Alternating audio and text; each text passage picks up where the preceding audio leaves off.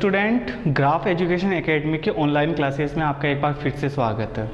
जैसा कि हम लास्ट क्लास में स्टडी कर चुके थे अतिचालकों के विशिष्ट लक्षण, उसके बाद के अंदर हम नया टॉपिक स्टार्ट करेंगे आज अतिचालकों के सिद्धांत कि अतिचालकता को समझाने के लिए कौन कौन से सिद्धांत दिए गए हैं। इसके अंदर जो पहला सिद्धांत आएगा वो आएगा लंदन सिद्धांत एवं लंदन समीकरण। देखिए सबसे इंपॉर्टेंट टॉपिक है ये, और ये हर 2 साल के अंदर एक बार जरूर पूछा जाता है, 100% पूछा जाता है, इसलिए काफी इंपॉर्टेंट टॉपिक है इस चैप्टर का, ध्यान रखना। अब देखो अतिचालकों का लंदन सिद्धांत होता क्या है। सबसे पहले तो अपन इसकी थ्योरी स्टडी करेंगे कि एक्चुअल में है क्या, इसने क्या बताया गया है। उसके बाद के अंदर हम इसके समीकरण स्टडी करेंगे। कितने समीकरण आते हैं इसके अंदर? 2 समीकरण आते हैं, ठीक है। इन 2 समीकरणों के आधार पर हम किसको समझाएंगे? अतिचालकों को समझाएंगे। क्लियर है? तो देखो सबसे पहले इसके बारे में थोड़ा इंट्रोडक्शन लेते हैं। ये एक्चुअल के अंदर जो सिद्धांत है वो 1935 में दिया गया था, और किसके द्वारा दिया गया था? लंदन एवं लंदन, 2 साइंटिस्ट थे, उनके द्वारा सन 1935 के अंदर दिया गया था। किसको बताने के लिए दिया गया था? अतिचालक को बताने के लिए दिया गया था। और अतिचालक के अंदर 2 विशिष्ट लक्षण पाए जाते हैं। वो कौन कौन से पाए जाते हैं? पहला तो ये कि उनकी प्रतिरोधकता लगभग कितनी होती है?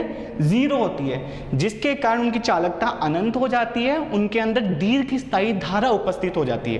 क्लियर है? उसके बाद के अंदर नेक्स्ट सेकंड माइसनर प्रभाव, यानी उनके अंदर चुंबकीय क्षेत्र का मान कितना हो जाता है? 0 हो जाता है। वो किस तरीके से व्यवहार करते हैं? प्रतिचुंबकीयवादी व्यवहार करते हैं। तो इन 2 चीजों को समझाने के लिए सन 1935 में लंदन एवं लंदन ने लंदन सिद्धांत प्रस्तुत किया। क्लियर है? अब देखो ये लंदन सिद्धांत है क्या। लंदन सिद्धांत के अकॉर्डिंग उन्होंने ये बताया कि किसी भी चालक के अंदर, ठीक है, नॉर्मली 2 प्रकार के इलेक्ट्रॉन होते हैं। पहला होता है सामान्य इलेक्ट्रॉन,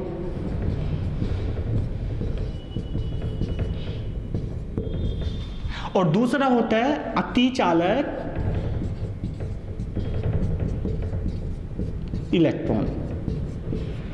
ठीक है, सामान्य इलेक्ट्रॉन को हम अपन नॉर्मल इलेक्ट्रॉन बोलते हैं, नॉर्मल इलेक्ट्रॉन, और अतिचालक इलेक्ट्रॉन होते हैं उनको अपन बोलते हैं सुपर इलेक्ट्रॉन। जिस तरीके से सुपरमैन होता है ना एक्स्ट्रा ऑर्डिनरी, वैसे ही अतिचालक इलेक्ट्रॉन सुपर इलेक्ट्रॉन होते हैं एक्स्ट्रा ऑर्डिनरी।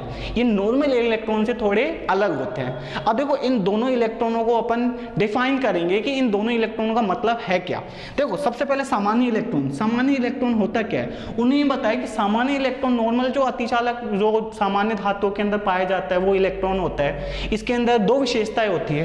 पहली विशेषता तो क्या ये कि ये जालक, जो कोई धातु है, धातु का कोई ना कोई जालक होगा जिससे वो बना हुआ है, उस जालक के प्रकीर्णन में यानी उससे टक्कर करके और वापस किसी दूसरी दिशा के अंदर चले जाते हैं, यानी जालक प्रकीर्णन में ये भाग लेते हैं। तो फर्स्ट चीज ये जालक प्रकीर्णन में भाग लेते हैं।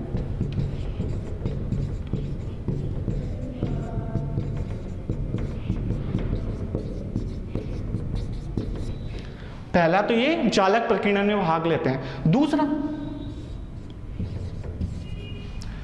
बाह्य विद्युत क्षेत्र जब किसी चालक के ऊपर अप्लाई किया जाएगा तो ये इलेक्ट्रॉन उस बाह्य विद्युत क्षेत्र में क्या हो जाते हैं? त्वरित हो जाते हैं, गतिशील हो जाते हैं, क्योंकि बाह्य विद्युत क्षेत्र लग रहा है और इलेक्ट्रॉन के ऊपर क्या होता है? चार्ज होता है, इसलिए त्वरित हो जाएंगे। क्लियर है? तो देखो बाह्य विद्युत क्षेत्र में यह त्वरित होते हैं। क्लियर है? ये 2 विशेषताएं होती है सामान्य इलेक्ट्रॉन की। लेकिन अतिचालक इलेक्ट्रॉन की कौन कौन सी विशेषताएं होती है? तो देखो अतिचालक इलेक्ट्रॉन की विशेषताओं के अंदर पहली विशेषता इसी क्या होती है? ये जालक प्रकीर्णन में भाग नहीं लेते। क्लियर है? इसका मतलब क्या हुआ कि हम ये कहते हैं कि मैं जालकों से प्रकीर्णन नहीं करूंगा। क्लियर है? मैं अपनी ऊर्जा हानि नहीं करूंगा जालक से प्रकीर्णन करके। तो ये इसकी फर्स्ट डिफाइन होती है, यानी ये अकॉर्डिंग टू लंदन सिद्धांत है। ये एक्चुअल में सही है या नहीं है ये अभी तक पता नहीं है, अपन आगे स्टडी करेंगे कि एक्चुअल में समझा पाता है तो सही है, नहीं समझा पाया तो गलत है। ये एक्चुअल में इसकी थ्योरी है, उन्होंने सोचा ये चीज। पहली चीज यह जालक प्रकीर्णन में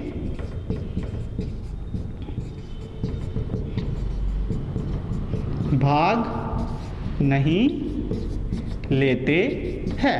लेकिन सेकंड प्रॉपर्टी बिल्कुल वैसी की वैसी ही रहती है जो सामान्य इलेक्ट्रॉन की होती है, यह बाह्य विद्युत क्षेत्र में त्वरित होते हैं। यह बाह्य विद्युत क्षेत्र में त्वरित होते हैं। ठीक है, तो इन दोनों के अंदर आपको डिफाइन हो चुका है कि सामान्य इलेक्ट्रॉन क्या होते हैं और अतिचालन इलेक्ट्रॉन क्या होते हैं। क्लियर है। अब उसके बाद के अंदर हम स्टडी करेंगे इसमें लंदन समीकरण कि इन थ्योरी के आधार पर उन्होंने कौन कौन से समीकरण दिए, उन समीकरणों की सहायता से हम अतिचालनता को कैसे समझा सकते हैं।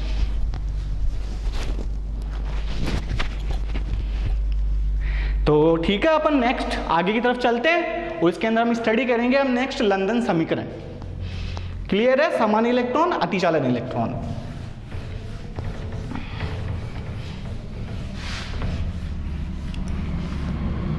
अब नेक्स्ट आता है लंदन समीकरण। और लंदन समीकरण में भी कौन सा, दो समीकरण मैंने आपको बताए थे, तो पहला समीकरण स्टडी करेंगे तो इसके अंदर आएगा प्रथम लंदन समीकरण।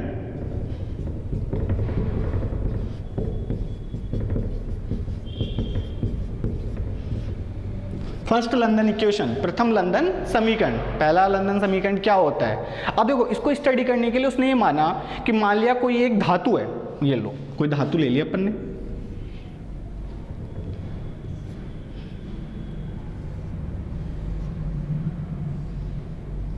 ये कोई धातु है, ठोस है, इसका क्रॉस सेक्शन, ये जो इसको काटने पर ये जो क्रॉस सेक्शन बनता है, इसका क्रॉस सेक्शन अनुप्रस्थ काट कितना है, ए है,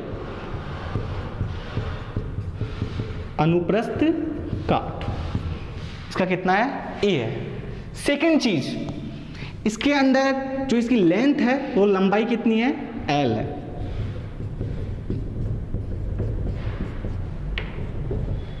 लंबाई कितनी है, एल है। इसके अंदर इलेक्ट्रॉन उपस्थित है। अब देखो इलेक्ट्रॉन कौन से उपस्थित है, नॉर्मल जितने इलेक्ट्रॉन होते हैं वो इलेक्ट्रॉन इसके अंदर उपस्थित है। ये इलेक्ट्रॉन दो टाइप से हो सकते हैं, एक तो कौन सा, normal electron, electron normal, plus एक इसके अंदर हो सकता है इलेक्ट्रॉन सुपर कंडक्टर। ठीक है, अतिचालन इलेक्ट्रॉन। उन्होंने ये बताया कि इनके अंदर इन दोनों का जो नंबर होता है, इन दोनों के नंबर का टोटल योगफल होता है वो कांस्टेंट होता है। ठीक है, मान लिया कि 1000 है टोटल इलेक्ट्रॉन। अगर ये देखा जाता है कि जब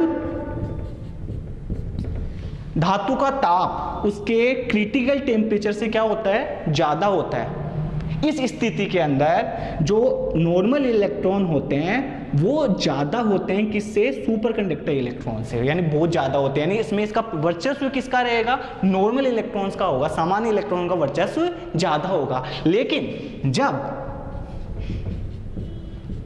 टेम्परेचर Tc से क्या होता है, कम होता है, तब जो नॉर्मल इलेक्ट्रॉन होते हैं वो कम हो जाते हैं और जो सुपर कंडक्टर इलेक्ट्रॉन होते हैं, सुपर इलेक्ट्रॉन होते हैं वो ज्यादा हो जाते हैं। यानी अब वर्चस्व किसका है, अतिचालन इलेक्ट्रॉन का, सुपर इलेक्ट्रॉन्स का। और ये देखा जाता है कि जब ताप T लगभग कितना हो जाता है, 0 केल्विन या लगभग या एक्यूरेट 0 केल्विन हो जाता है, इस स्थिति के अंदर जो ES होता है, सुपर इलेक्ट्रॉन होते हैं, उनकी संख्या सर्वाधिक हो जाती है, बहुत ही ज्यादा हो जाती है, किससे, नॉर्मल इलेक्ट्रॉन से। ये चीज उन्होंने बता दी पहले। तो मान लिया कि इसका जो टेम्परेचर है वो इस अवस्था के अंदर है, T < Tc के अंदर, यानी इसके अंदर जो इलेक्ट्रॉन है वो कौन से हैं, नॉर्मल इलेक्ट्रॉन की जगह है सुपर कंडक्टर इलेक्ट्रॉन। ठीक है, इस स्थिति के अंदर उन्होंने बताया कि माना एकांक आयतन में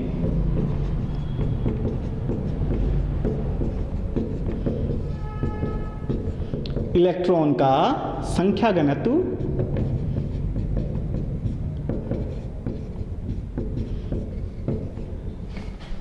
NS है। क्लियर है। अब देखो एकांक आयतन जहां पे भी आ जाता है वो उसके घनत्व को बताता है। हम नॉर्मली घनत्व को जानते हैं, क्या होता है, द्रव्यमान बटे आयतन, इसे हम द्रव्यमान घनत्व भी बोल सकते हैं। अगर हम ऊर्जा घनत्व निकालना चाहते हैं तो ऊर्जा बटे आयतन, यानी बेसिकली घनत्व किससे डिवाइन होता है, एकांक आयतन से। तो यहाँ पे हमने नंबर निकाली इलेक्ट्रॉन्स की, वो भी एकांक आयतन में, यानी ये नंबर घनत्व है, संख्या घनत्व है, और संख्या घनत्व कितना हो गया, NS है। क्लियर है। अब मान लिया इसका जो टोटल वॉल्यूम है, कुल आयतन है, वो V है। कुल आयतन कितना है, V है। तो V आयतन में कितने इलेक्ट्रॉन उपस्थित होंगे, तो V आयतन में उपस्थित इलेक्ट्रॉन कितने हो जाएंगे, NS मल्टीप्लाई V।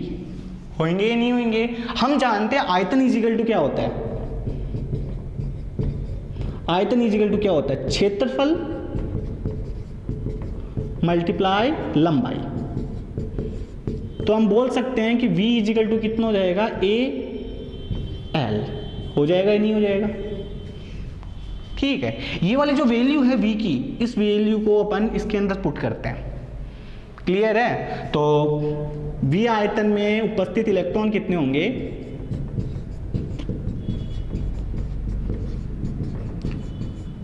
उपस्थित इलेक्ट्रॉन कितने हो जाएंगे, NS मल्टीप्लाई, देखो V की वैल्यू कितनी है, AL है, AL वैल्यू हम यहाँ पे पुट करेंगे तो ये कितना आ जाएगा, AL। इसे दो इक्वेशन नंबर 1।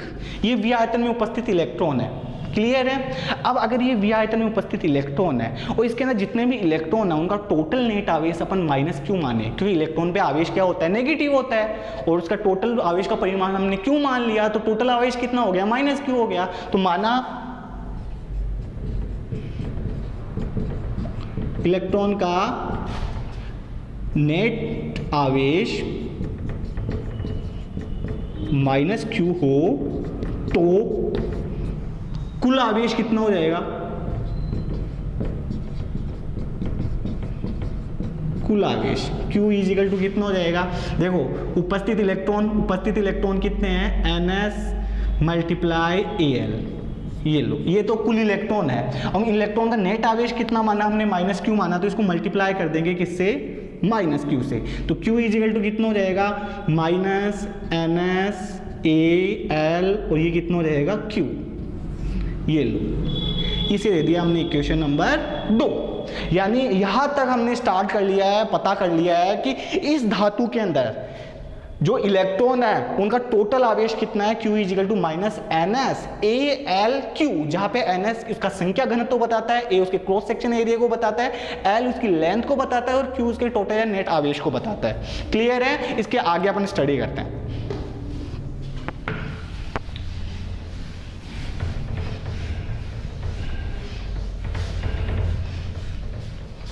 अब देखो, इसके आगे स्टडी करने के लिए हमें निकालना रहता है संख्या घनत्व के बाद में धारा घनत्व। ठीक है, संख्या घनत्व हमने निकाल लिया है, उसके बाद के अंदर हम निकालेंगे अब धारा घनत्व। अब देखो धारा घनत्व होगा क्या, देखो हम जानते हैं धारा घनत्व, धारा घनत्व J, अगर सुपर कंडक्टर इलेक्ट्रॉन का निकाल रहे हैं तो JS हो जाएगा, क्या हो जाता है, धारा बटे क्षेत्रफल, धारा बटे क्षेत्रफल, यही होता है। क्लियर है? धारा को अपन डिनोट कर दे I से और क्षेत्रफल को अपन डिनोट कर दे A से, तो I अपॉन A हो जाता है। क्लियर है? तो JS इजिकल टू कितना हो जाएगा, देखो धारा क्या होती है, एकांक आवेश में एकांक समय में प्रवाहित आवेश। क्लियर है? तो अभी इसे हम बोल सकते हैं कि कुल आवेश Q है, समय कितना है T है, धारा कितनी हो गई Q अपॉन T, क्षेत्रफल कितना है A है। तो ये लो, धारा घनत्व JS इजिकल टू कितना हो जाएगा, Q अपॉन T A। अब हमने यहाँ पे Q की वैल्यू निकाल ली इक्वेशन नंबर 2 से, तो इक्वेशन नंबर 2 से Q का मान इसके अंदर रखो। तो देखो इक्वेशन 2 से Q का मान रखने पर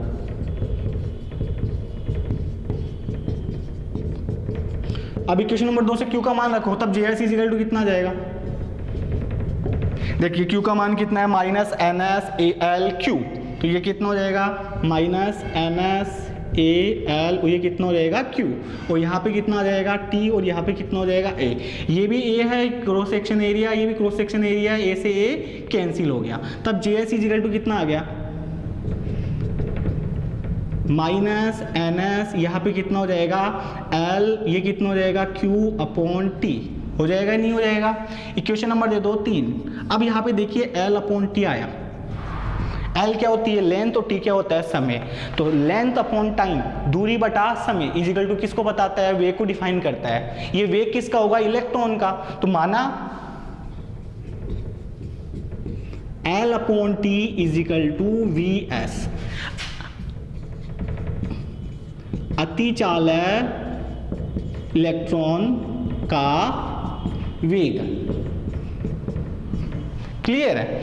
अगर L upon T is equal to V S अतिचालन इलेक्ट्रॉन का वेग है तो ये वैल्यू हम यहाँ पे इक्वेशन नंबर 3 में पुट कर सकते हैं। तब इक्वेशन नंबर 3 के अंदर ये वैल्यू पुट कर दो।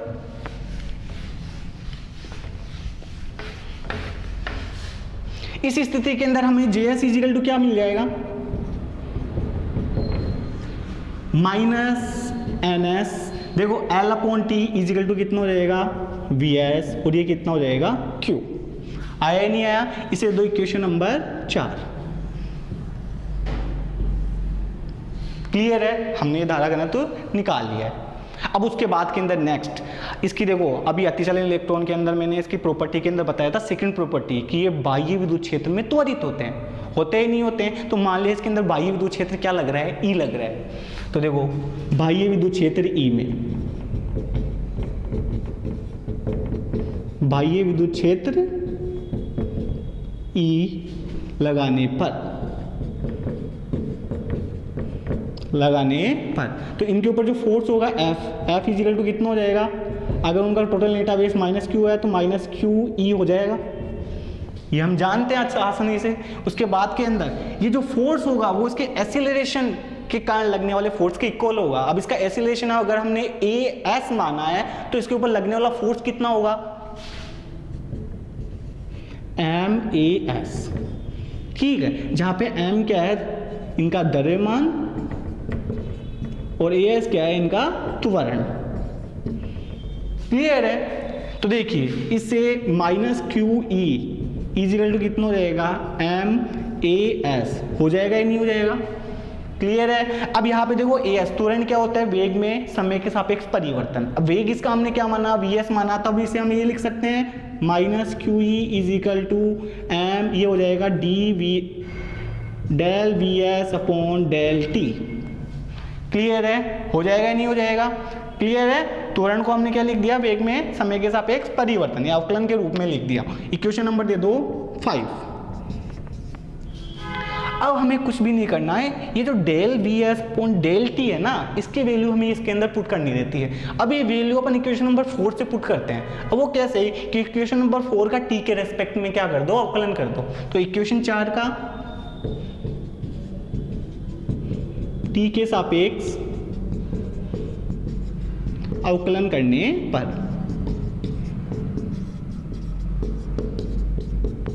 ठीक है, इक्वेशन 4 का T के रेस्पेक्ट में अवकलन करो तो देखो कितना आ जाएगा? Del JS upon del T is equal to कितना हो जाएगा? माइनस NS, ये कितना हो जाएगा?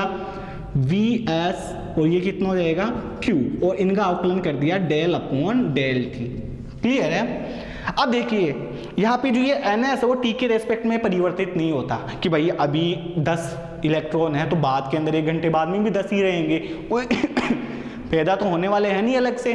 तो ये NS और T के रेस्पेक्ट में क्या है? कांस्टेंट है। चार्ज है, चार्ज की वैल्यू भी क्या रहती है? कांस्टेंट रहती है T के रेस्पेक्ट के अंदर। इसका मतलब केवल अवकलन किसका होगा? VS का होगा।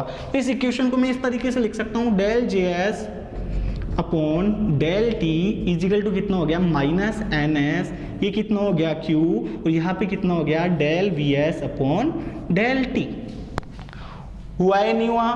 क्लियर है? अब यहाँ से del VS upon del T की वैल्यू इसके अंदर पुट कर दो, या यहाँ से del VS upon del T की वैल्यू इसके अंदर पुट कर दो। एज योर विश, जैसा आप करना चाहते हो वैसा हम कर सकते हैं। इक्वेशन नंबर दे दो इसे 6।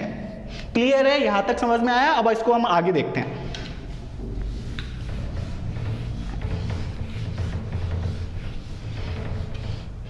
कि अब देखो आगे इसके अंदर यहां से हम निकालेंगे del VS upon del T की वैल्यू कितनी आ जाएगी? Del VS upon del T की वैल्यू कितनी आ जाएगी? देखो यहाँ पे कितना है? माइनस NSQ है, वो इसके नीचे चला जाएगा, और यहाँ पे del VS upon del T की वैल्यू आ जाएगी। तो -1 अपॉन ये कितना हो जाएगा? NSQ, और यहाँ पे कितना हो जाएगा? Del JS upon del T। यह मान इक्वेशन कौन सी थी? 4। इक्वेशन 4 में रखने पर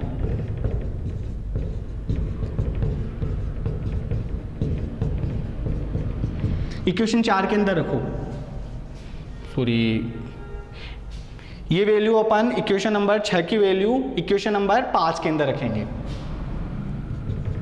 क्लियर है? अब इक्वेशन नंबर 5 के अंदर रखो, तब ये वैल्यू कितनी हो जाएगी, minus Q E is equal to M D V S upon D T की वैल्यू कितनी हो जाएगी, -1 अपॉन एन एस क्यू, और ये कितना होगा, del J S upon del T. Clear है? देखो माइनस से माइनस तो कैंसिल हो गया, तो इससे del J S upon del T कितना आ गया, इजिकल टू कितना आ गया, देखो यहाँ पे मल्टीप्लाई करो, क्यू से क्यू को मल्टीप्लाई करो तो यहाँ पे कितना हो जाएगा, क्यू स्क्वायर हो जाएगा, यहाँ पे कितना हो जाएगा, एन एस हो जाएगा, एम नीचे आ जाएगा, तो एम नीचे आ गया, उसके बाद के अंदर ई ऐसे कैसे आ गया। ये जो इक्वेशन आई है इसे हम बोलते हैं प्रथम लंदन समीकरण। क्या कहेंगे, प्रथम लंदन समीकरण, प्रथम लंदन समीकरण।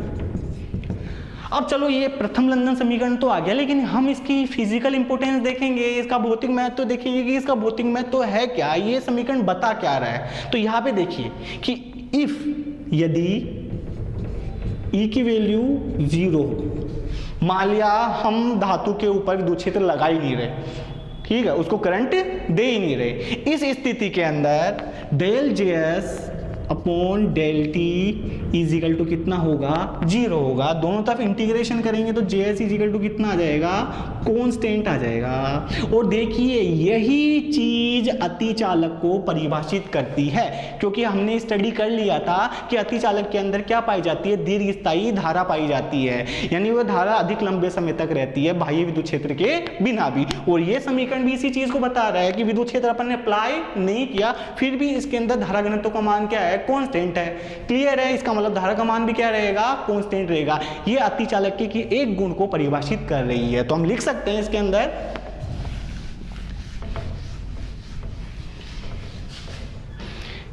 ये कि अतिचालकों में बाह्य विद्युत क्षेत्र ई 0 होने पर भी उनमें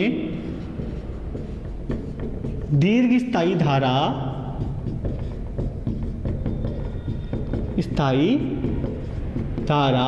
उपस्थित रहती है। क्लियर है? जबकि सामान्य धातु के अंदर क्या होता है,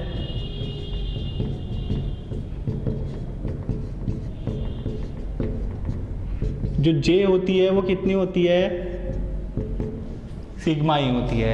इसका मतलब क्या हुआ कि अगर यहाँ पे E इजिकल टू कितना हो जाएगा, 0 हो जाएगा, तो धारा घनत्व तो जे भी कितना हो जाएगा, 0 हो जाएगा। इसका मतलब क्या हुआ कि सुपर इलेक्ट्रॉन की सहायता से, इसके गुणधर्म की सहायता से हमने अतिचालकों के गुण को स्पष्ट कर दिया है। इसका मतलब लंदन ने जो थ्योरी दी थी वो थ्योरी एकदम सटीक बैठ रही है उसके एक गुण के ऊपर, तो कि एक गुण तो इसका एक्यूरेट बैठ रहा है। क्लियर है? तो ये हो गया इसका प्रथम लंदन समीकरण। प्रथम लंदन समीकरण द्वारा इसका स्पष्टीकरण हो गया कि किस तरीके से ये अतिचालकों को समझाता है। क्लियर है? अब देखिए, अब अपन नेक्स्ट स्टडी करेंगे द्वितीय लंदन समीकरण, कि द्वितीय लंदन समीकरण भी स्टडी करना जरूरी है टोटल। फिर उसके बाद के अंदर हम आगे की थ्योरी स्टडी करेंगे। तो अब नेक्स्ट स्टडी करेंगे द्वितीय लंदन समीकरण।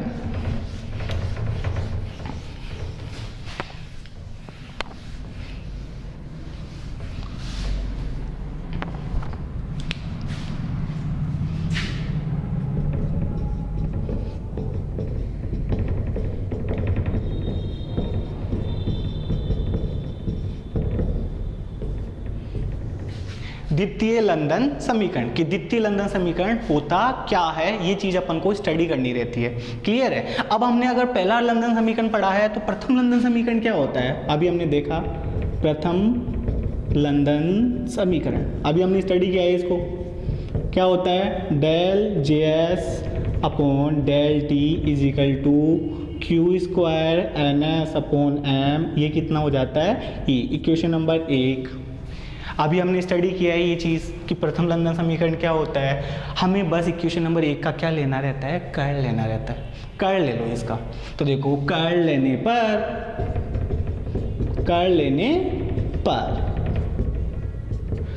पर del cross del J S upon del T is equal to कितना हो जाएगा, del cross Q square N S upon M, और ये कितना हो जाएगा ई। हम जानते हैं कि जो ये डेल होता है वो स्थिति के सापेक्ष होता है या नहीं होता। इसका मतलब ये समय के सापेक्ष स्वतंत्र है। इसका मतलब डेल अपॉन डेल टी, इस अवकलन को अपन बाहर ले सकते हैं और डेल क्रॉस को अंदर ले सकते हैं, क्योंकि स्थिति और समय एक दूसरे को प्रभावित नहीं करते हैं, दोनों एक दूसरे से स्वतंत्र होते हैं। तब यहाँ पे मैं लिख सकता हूँ डेल अपॉन डेल टी, यहाँ पे कितना आ जाएगा, del cross J S is equal to, देखो स्थिति के सापेक्ष Q है वो नियत रहता है, परिवर्तित नहीं होता। क्लियर है। NS है वो भी परिवर्तित नहीं होगा, द्रव्यमान M है वो भी परिवर्तित नहीं होगा, तो ये कांस्टेंट के रूप में बाहर आ जाएंगे। Q square NS upon M, और यहाँ पे कर्ल किसका हो जाएगा, डेल क्रॉस E से। होगा या नहीं होगा। अब मैक्सवेल के समीकरण याद करो, विद्युत चुंबकीय तरंगों के लिए जो मैक्सवेल ने समीकरण दिए थे वो याद करो। उसके अंदर तीसरा समीकरण, तो देखो मैक्सवेल के तृतीय समीकरण से, मैक्सवेल ने अपना तृतीय समीकरण क्या दिया था, उसने ये बताया था कि जो डेल क्रॉस ई होता है, विद्युत क्षेत्र का जो कर्ल होता है वो किसके बराबर होता है, minus del B upon del T के, जहाँ पे बी क्या होता है, चुंबकीय क्षेत्र होता है। क्लियर है। अब ये वाली चीज है वो इस डेल क्रॉस ई की वैल्यू है, वो अगर मैं इसको मैं पुट कर दूं तो तब क्या है, तब यहाँ पे देखिए डेल अपॉन डेल टी, यहाँ पे कितना आ जाएगा, del cross J S is equal to, यहाँ पे कितना आ जाएगा, Q square N S upon M, और डेल क्रॉस ई की वैल्यू कितनी आएगी, minus del B upon del P, minus del B upon del T. Clear है। अब देखो यहाँ पे Q है, हमने पहले स्टडी कर लिया है, टी के रेस्पेक्ट में कांस्टेंट रहता है, NS भी टी के रेस्पेक्ट में कांस्टेंट होता है, M भी टी के रेस्पेक्ट में कांस्टेंट होता है, तो इसको हम बाहर लिखे या अंदर लिखे क्या फर्क पड़ता है। तो अभी इसी में देखो del upon del T, del cross J S is equal to del upon del T minus Q square N S upon M, और ये कितना आ गया, बी। तुलना करो, तुलना करने पर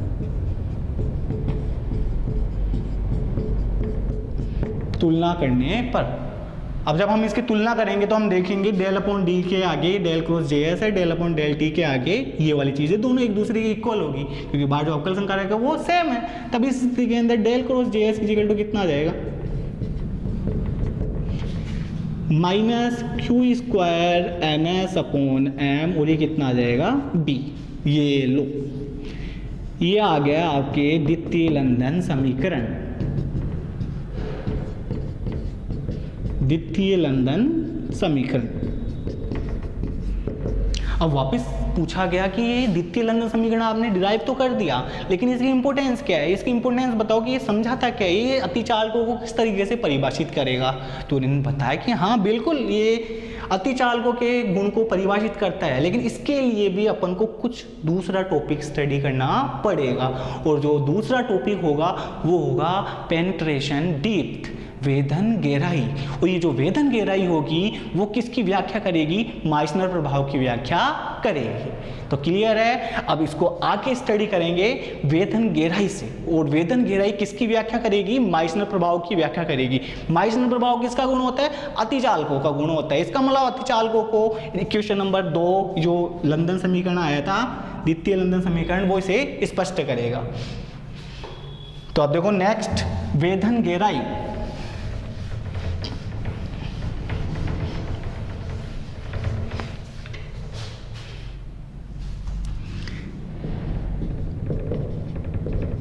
वेधन गहराई, ठीक है। और ये जो वेधन गहराई होगी वो माइसनर प्रभाव की व्याख्या करेंगे। तो हम बोल सकते हैं वेधन गहराई एवं माइसनर प्रभाव की व्याख्या।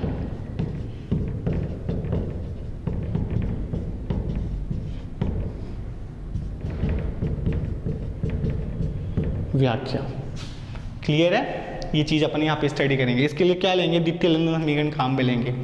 तो देखो द्वितीय लंदन समीकरण अपने पास के अंदर ये चीज़ हो रखी है कि del cross J S is equal to कितना आ गया minus Q square N S upon M B. Clear है। अभी किस तरीके से काम लेंगे, अब देखिए कि मैक्सवेल का फोर्थ समीकरण याद करो, मैक्सवेल के चतुर्थ समीकरण से।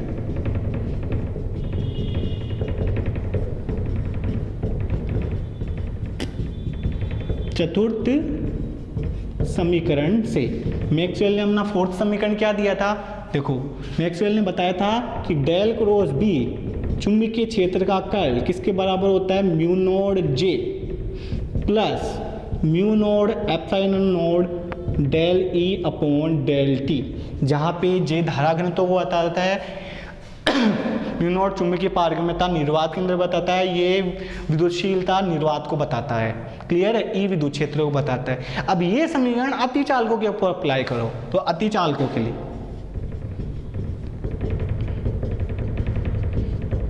अतिचालकों के लिए J इजिकल टू कितना हो जाएगा, JS हो जाएगा।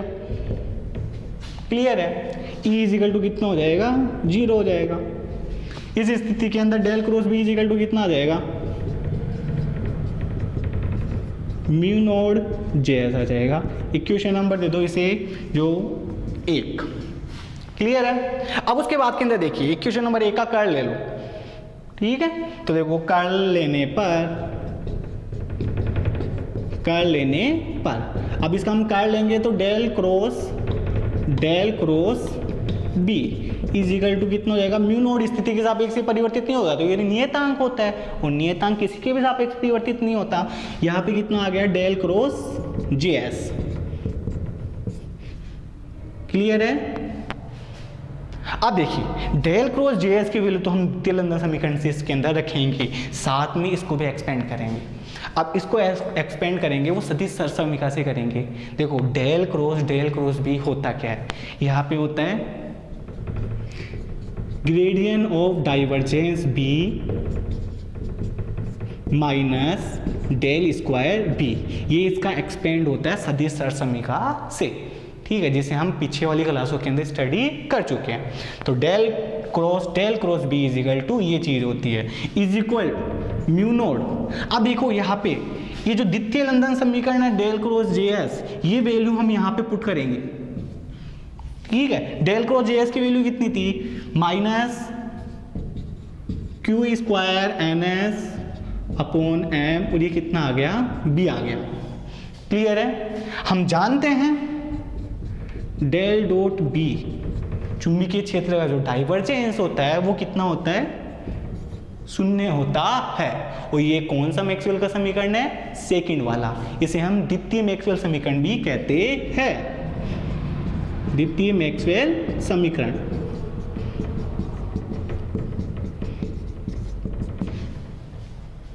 ये अप्लाई कर दो इसके ऊपर और देखो आगे हमें क्या रिजल्ट निकलता है। तब देखिए कि डेल डॉट भी अप्लाई कर दिया तो ये 0 को किसी से भी मल्टीप्लाई करेंगे आएगा 0, माइनस ऐसे कैसे है तो माइनस ऐसे कैसे आ गया, ये आ गया del square B is equal to, यहाँ पे माइनस, यहाँ पे कितना हो जाएगा क्यू इन स्क्वायर, यहाँ पे हो जाएगा NS, की हो जाएगा म्यू नोड अपॉन ये कितना आ जाएगा M, और ये कितना आ गया B। क्लियर है। माइनस से माइनस को कैंसिल कर दो, हटा सकते हैं ना, तो ये लो मैंने माइनस से माइनस को हटा दिया। क्लियर है।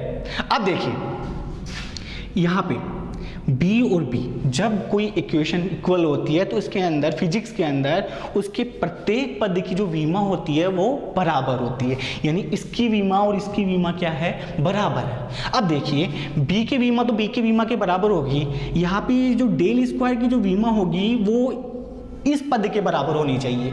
अब डेल स्क्वायर की विमा क्या होती है, एक्चुअल के अंदर डेल स्क्वायर होता क्या है कि डेल स्क्वायर इक्वल टू क्या होता है, del square upon del X square plus del square upon del Y square plus del square upon del Z square. अगर हम कार्टेशियन कोऑर्डिनेट सिस्टम में स्टडी करते हैं तो मोस्टली किसी एक पद को ले लो। यहाँ पे देखिए डेल कोई महत्व नहीं होता है, एक्स का होती है विमा L1, ठीक है, ये नीचे आ रही है तो L-1 हो जाएगा। इसका मतलब क्या हो गया, इसकी जो मात्रक होगा वो मात्रक एक्चुअल में क्या आएगा, 1 मीटर स्क्वायर आएगा।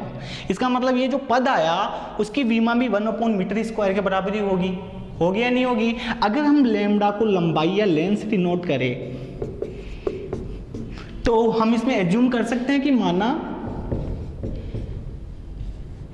Q square N S mu naught upon M is equal to 1 upon lambda square. देखिए लेमडा अगर लंबाई है तो ये लंबाई स्क्वायर यानी 1 अपॉन मीटर स्क्वायर से हो गई, और इसकी भी वहाँ भी कितनी है 1 अपॉन मीटर स्क्वायर, यानी अकॉर्डिंग टू लू ये चीज़ें एकदम सही है जो हम मान रहे हैं, ये एकदम गलत, बिल्कुल भी गलत नहीं है। तब देखो इस स्थिति के अंदर del square B is equal to ये कितना हो गया 1 अपॉन लेमडा स्क्वायर, और ये कितना हो गया बी। वाई एन यू आ, ये लो ये रिजल्ट आया। यहाँ पे जो ये लेमडा आती है, यहाँ लेमडा वेधन गहराई कहलाती है। क्या कहलाती है? वेधन गहराई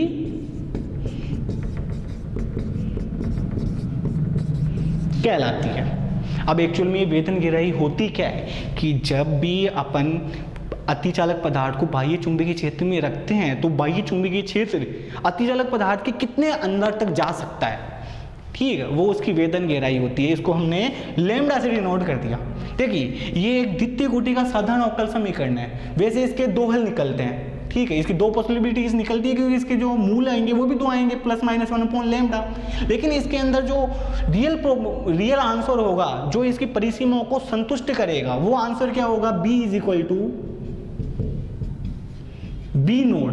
बी नोड कोई कांस्टेंट है, कोई बाह्य विद्युत क्षेत्र अगर हम इसे मान ले तो बी नोड ये हो जाएगा एक्सपोनेंशियल। अगर हम इसे एक्स डायरेक्शन के लिए सोल्व करें तो ये कितना हो जाएगा माइनस एक्स अपॉन लैम्डा, ठीक है। ये इसका हल होगा, इसका क्या हो जाएगा? एक हल, इसका एक सॉल्यूशन हो जाएगा। होएगा ही नहीं होएगा? अब यहाँ पे अगर हम लैम्डा की वैल्यू डिफाइन करें तो लैम्डा की वैल्यू इज इक्वल टू कितना हो जाएगा? M upon Q square N S mu naught, वो ये कितना हो जाएगा? अंडर रूट हो जाएगा। क्लियर है? अब अभी तक हमें ये नहीं पता चल रहा है कि ये माइसनर प्रभाव की व्याख्या कैसे कर रहे हैं। तो लंदन ने ये समीकरण देखे, इनकी एक्सप्लेनेशन भी दी कि ये किस तरीके से माइसनर प्रभाव की व्याख्या करते हैं। तो देखिए किस तरीके से उसने एक्सप्लेन किया।